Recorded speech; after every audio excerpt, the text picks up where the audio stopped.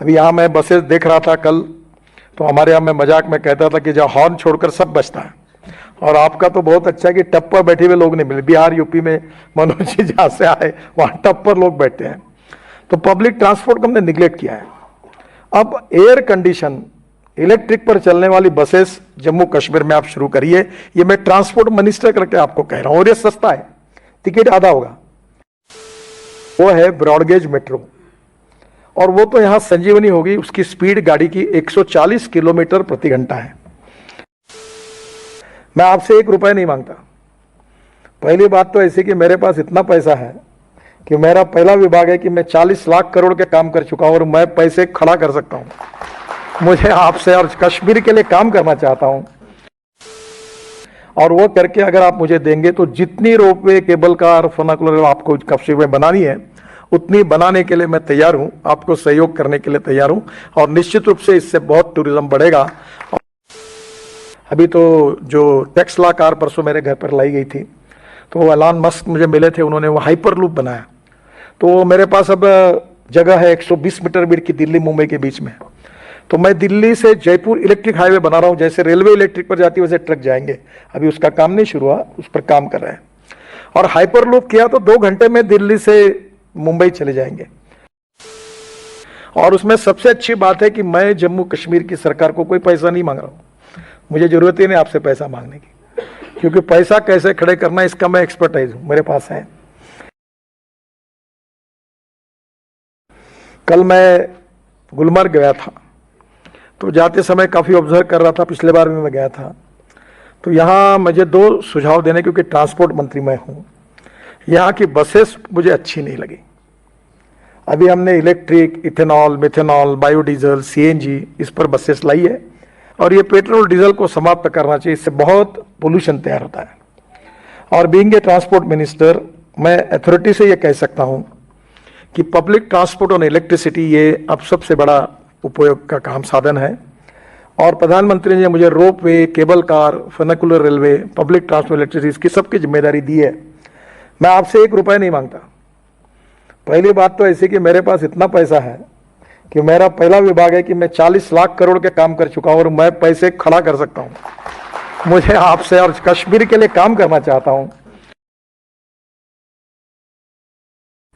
और अभी तो मैं देश में 4-5 जगह पर ऐसे ब्रिज बना रहा हूं कि नीचे में 8 लेन रोड, ऊपर में 6 लेन ब्रिज फर्स्ट लेवल, फिर उसके ऊपर में 6 लेन ब्रिज सेकंड लेवल, और उसके ऊपर से ये पब्लिक ट्रांसपोर्ट सिस्टम और इलेक्ट्रिक। पुणे में बना रहा हूँ, शिरूर से लेकर वाघोली तक 50 किलोमीटर।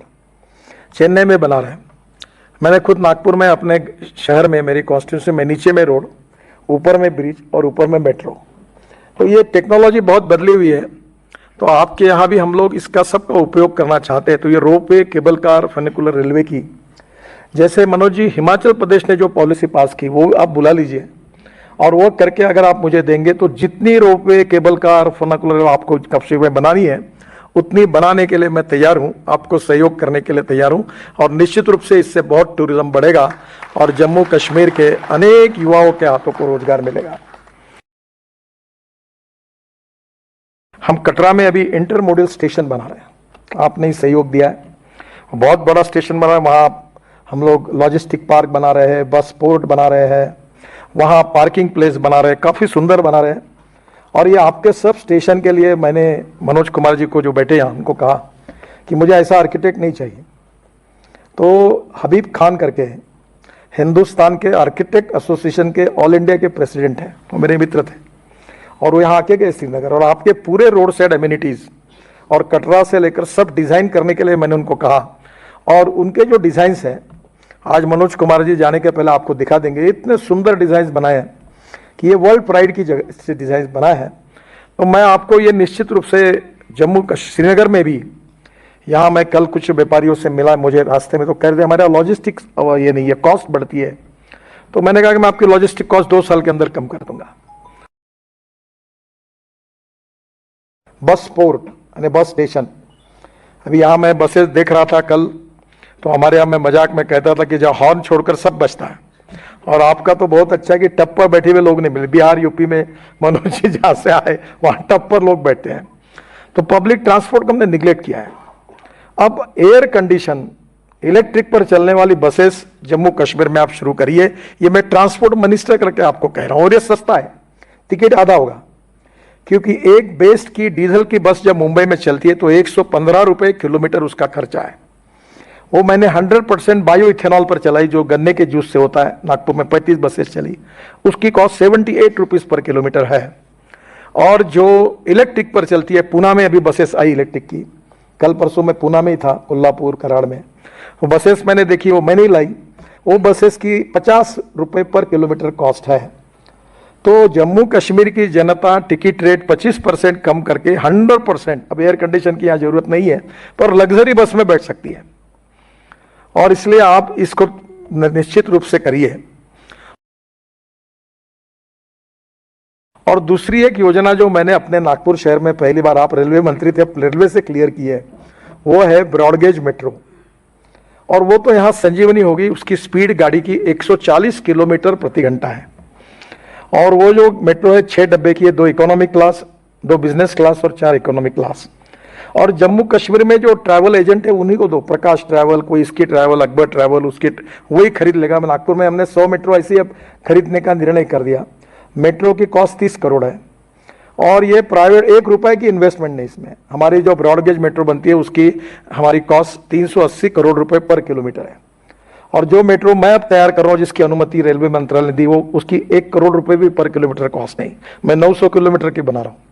तो श्रीनगर से जम्मू तक जितनी ब्रॉडगेज है उसके ऊपर ये फास्ट गेज मेट्रो ये 1-1 घंटे में चालू हो जाएगी। तो 140 किलोमीटर की स्पीड से तो जम्मू से श्रीनगर तो मुझे लगता है 2 घंटे में हो जाएगा। और इसलिए टेक्नोलॉजी का उपयोग करके यहाँ जितना कुछ बदल होगा उससे तरक्की होगी। पर मैं केवल जम्मू के श्रीनगर तक की बात नहीं कर रहा हूं, मैं आपको दिल्ली से जुड़ने की बात कर रहा हूं। और वो यही है कि दिल्ली से कटरा हम लोग एक नया एक्सप्रेस हाईवे बना रहे हैं। अब मैं ये कहता हूं तो लोगों को भरोसा नहीं होता, क्योंकि महाराष्ट्र में जो रहे उनको दिल्ली से मुंबई 9 घंटे लगते थे। तो बाद में मैं कह रहा था कि 2 घंटे होगा तो लोग हंस रहे थे, पर अब रोड बन गया तो 1.25-2 घंटे में आते हैं। परसों मैं दिल्ली मुंबई हाईवे पे गया था, जो हमने बनाया, 70% काम हुआ है, कि दिल्ली से मुंबई 12 घंटे में। और मैं जब ट्रायल कर रहा था तो 170 किलोमीटर स्पीड से मैं गाड़ी में बैठकर चल रहा था, पता ही नहीं चला कुछ, इतना अच्छा रोड बना है। और इस दिल्ली मुंबई हाईवे को हम दिल्ली कटरा से जुड़ेंगे और दिल्ली से कटरा ये 6 घंटे में हो जाएगा। और इसमें ये जो हाईवे है इसके बारे में मैं श्रीनगर से भी कैसे इसकी सुविधा मिले, ये भारतमाला परियोजना के अंतर्गत 670 किलोमीटर लंबा दिल्ली कटरा एक्सप्रेसवे दिल्ली से लेकर अमृतसर कटरा से जुड़ेगा। और इस एक्सप्रेसवे के निर्माण के उपरांत दिल्ली से कटरा ये डिस्टेंस 6 घंटे में पूरा हो जाएगा। तो दिल्ली से श्रीनगर 8 घंटे में 2 साल के अंदर होगा, ये मैं आपको वचन देता हूं।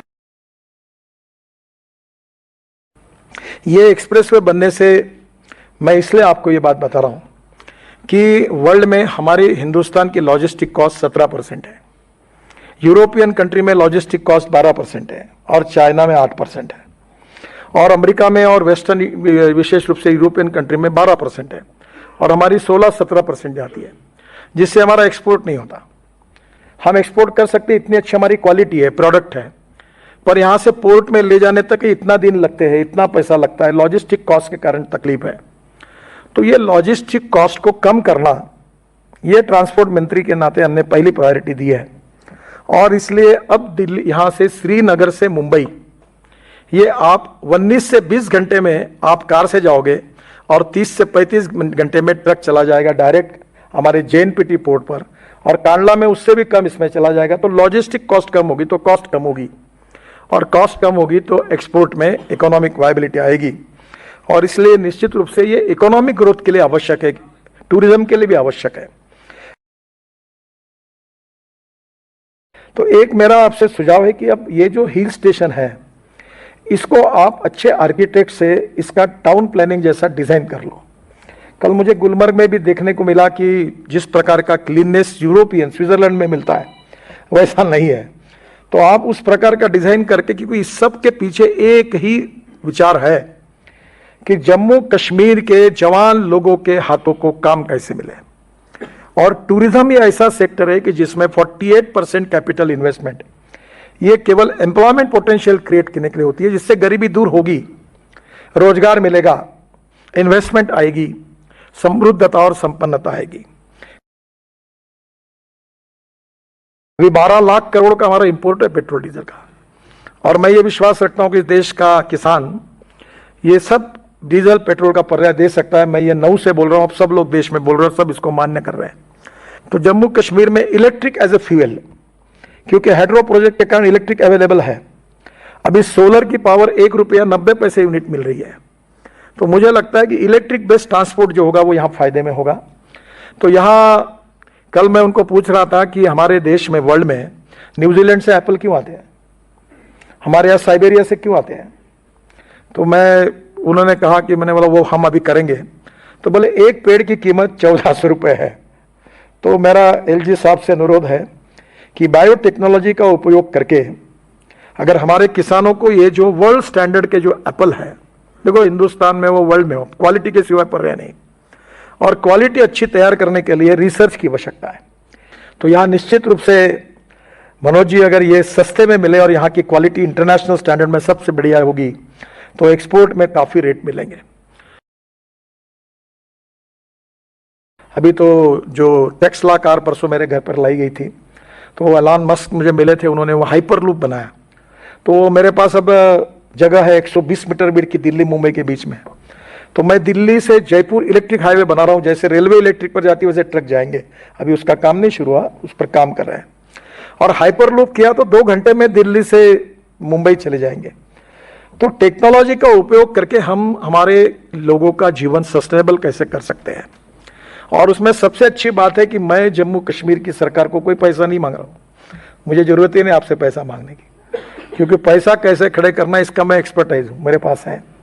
क्योंकि मैं लाखों करोड़ बोलता हूं, ऐसा नहीं, मैं मेरी मीडिया वालों को बोल देता हूं कि मेरे एक एक वाक्य को आपके पास लिख लेना, और एक भी काम नहीं हुआ तो मेरी ब्रेकिंग न्यूज लगा देना, क्योंकि मैं जो करता हूं वही बोलूंगा और जो बोलूंगा वही कहूंगा। तो ये हो सकता है। जम्मू कश्मीर में काम करने वाले किसी भी कॉन्ट्रैक्टर के पास जाना कि कभी मंत्री को मिला है, मेरे पास कोई नहीं आते। I am not going to entertain.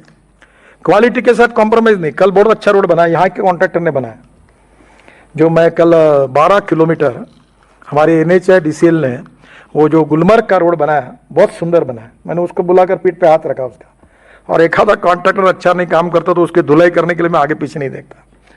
तो इसलिए एक ही है कि आप हमें इन्वायरमेंट फॉरेस्ट क्लियरेंस और ये जो लैंड एक्विजिशन, 2 चीज़ों में आप फास्ट काम करा दीजिए, तो बाकी कामों में कोई अड़चन नहीं आएगी।